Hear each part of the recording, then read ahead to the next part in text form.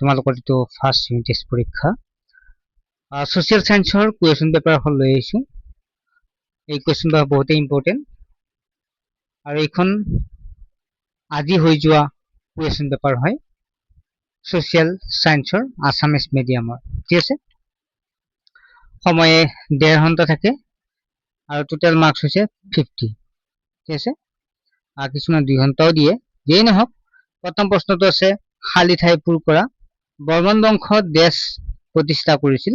গতিকে এনচাৰখিনি মই ইয়াত দি দিছোঁ, তোমালোকক চোৱা ধুনীয়াকৈ মই এনচাৰখিনি আলোচনা কৰিম। যে বৰ্মন বংশ কি আছিল? বৰ্মন বংশ পুষ্য বৰ্মনে প্ৰতিষ্ঠা কৰিছিল। কিন্তু বিটো আছে খালী ঠাই ভূমি বা কৃষি কামৰূপ ৰাজ্যৰ আয়ৰ প্ৰধান উৎস আছিল। আহোমসকলে পিপৰাই বা চোৰদেউ আদি পুৰুষ নামৰ দেৱতাক পূজা সেৱা কৰিছিল। পৃথিৱীৰ বেছিভাগ মানুহে উত্তৰ গোলাৰ্ধত বসতি কৰে। আলিবাট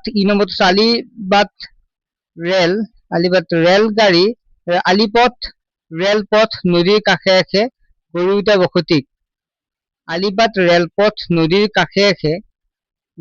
উঠা বসতিক ৰৈখিক বসতি বোলে। চোৱা মই তোমাক আকৌ দেখাই দিছো। আলিবাট ৰেলপথ নদীৰ কাষে কাষে গঢ়ি উঠা বসতিক কি বোলে? ৰৈখিক বসতি বোলে। ছাত্ৰ-ছাত্ৰীসকল তাৰ আগতে অৱগত কৰিব বিচাৰো SR এডুকেশ্যন অনলাইন টিউচনৰ ব্যৱস্থা, য'ত আমি মাত্ৰ 299 টকাত মেথ, সায়েন্স, সোশ্যাল সায়েন্স আৰু ইংলিছ গ্ৰামাৰ পঢ়াওঁ।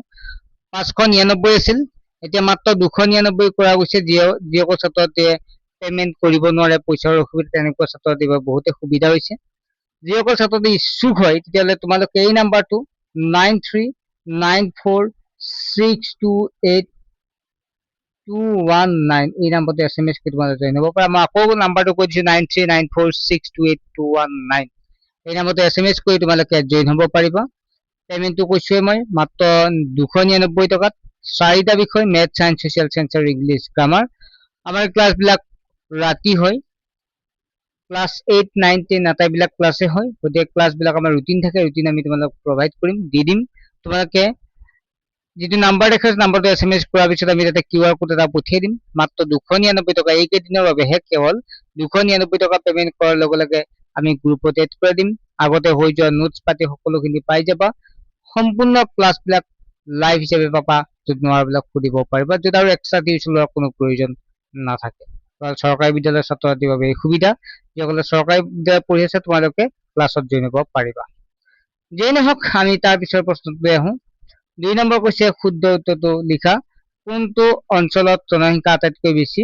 ইয়াৰ এনচাৰটো হ'ব পূব এছিয়াত আটাইতকৈ জনসংখ্যা বেছি। পৃথিৱীৰ ভিতৰত আটাইতকৈ জনবহুল দেশ কোনখন হৈছে? এইখন হৈছে চীন। 2011 চনত অসমৰ জনসংখ্যা আছিল 3.12 কোটি।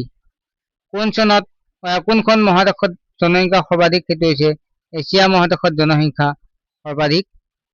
তলৰ কোনটো শক্তি সংৰক্ষণত সহায় নকৰে? এইটো হৈছে অপব্যয় শক্তি সুব্যৱহাৰ কৰিলে জীৱাশ্ম ইন্ধন ব্যৱহাৰ অধিক হলে। এইটো হ'ব ইয়াৰ এনচাৰটো, যে কোনো সহায় নকৰে বুলি কৈছে। জীৱাশ্ম ইন্ধন ব্যৱহাৰ অধিক হলে ই শক্তি সংৰক্ষণত সহায় নকৰে।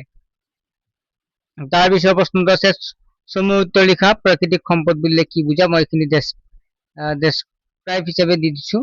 ঠিক আছে, প্ৰথম 3 নম্বৰটো প্ৰাকৃতিক সম্পদ বুলিলে কি বুজা? প্ৰকৃতিৰ পৰা পোৱা যিবোৰ বস্তু মানুহে প্ৰত্যক্ষভাৱে ব্যৱহাৰ কৰিব পাৰে তাক প্ৰাকৃতিক সম্পদ বোলে, যেনে মাটি, পানী, বনজ সম্পদ আদি।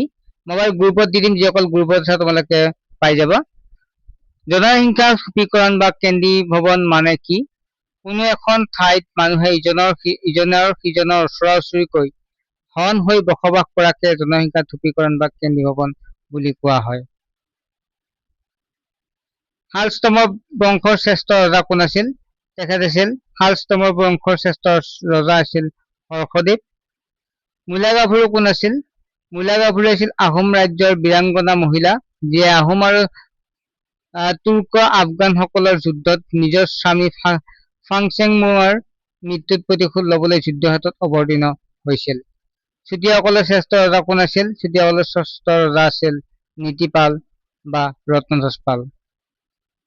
অসমত কোনে আহোম ৰাজ্য স্থাপন কৰিছিল? চাওলুং চুকাফাই অসমত আহোম ৰাজ্য স্থাপন কৰিছিল। কিমান শতিকাত আহোমসকল অসমলৈ আহিছিল? 1228 খ্ৰীষ্টাব্দত, অৰ্থাৎ 1300 শতিকাত অসমলৈ আহিছিল। তাৰ পিছৰ প্ৰশ্নটো আগবাঢ়িব পাৰো। ক অংশৰ লগত খ অংশ মিলোৱা। মাধৱ কন্দলীয়ে ৰচনা কৰিছিল। আৰু এটা সুকুমাৰ বৰকাইত গণবেশিক হস্তিবিধান পুথিখন ৰচনা কৰিছিল সুকুমাৰ বৰকাইতে। ভট্টদেৱে কথা গীতা। তাৰপিছত আছে মাধৱ কন্দলীয়ে ৰচনা কৰিছিল ৰামায়ণ। তাৰপিছত আছে আমি যদি চাওঁ পূৰ্বোত্তম বিদ্যা বা কি ৰত্নমালা, আৰু বলদেৱ সূৰ্য কৰিছিল দৰং ৰাজবংশাৱলী। কিতাপত আছে তোমালোকৰ। তাৰে 2 পূৰণ 4, এটাত 2 নম্বৰকে 4টা প্ৰশ্ন দিয়া আছে, যিকোনো 4টা লিখিলে হ'ল। কামৰূপ ৰাজ্যক কেইটা ভাগত ভাগ কৰা হৈছে আৰু কি কি? শৰাইঘাট যুদ্ধ কাৰ কাৰ মাজত হৈছিল? ভূমি সংৰক্ষণ কৰিব পৰা ব্যৱস্থাসমূহ কি কি? চিলাৰায় কোন আছিল? তেওঁ কি কি ৰাজ্য জয় কৰিছিল? বনজ সম্পদ আমি কিয় সংৰক্ষণ কৰিব লাগে? বসতি কেই ভাগত ভাগ কৰা হয় আৰু কি কি? জনসংখ্যা বৃদ্ধিয়ে কেনেধৰণৰ সমস্যাৰ সৃষ্টি কৰে? আৰু নেক্সট তোমালোকৰ আহিছিল লাষ্টৰ 6 নম্বৰ চমুটোকা লিখা, য'ত 3 পূৰণ 3 9 নম্বৰ, যিকোনো 3টা লিখিলে হ'ল। জীৱাশ্ম ইন্ধনৰ বিষয়ে লিখিব আহিছিল। সৌৰ শক্তি মৰুকৰণ, ইয়াৰ বিষয়ে লিখিব আহিছিল চমুটোকা।